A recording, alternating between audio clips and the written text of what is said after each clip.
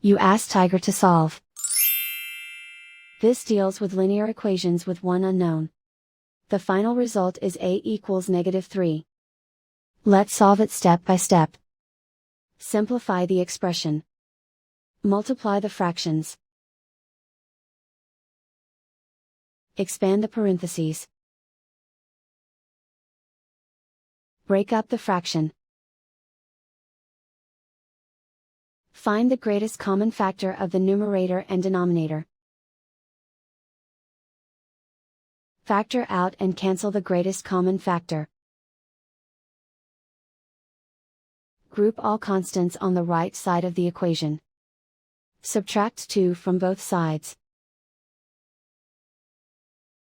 Simplify the arithmetic.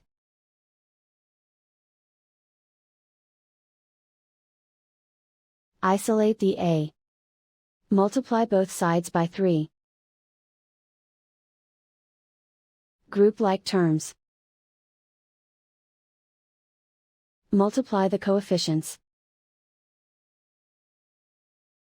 Simplify the fraction.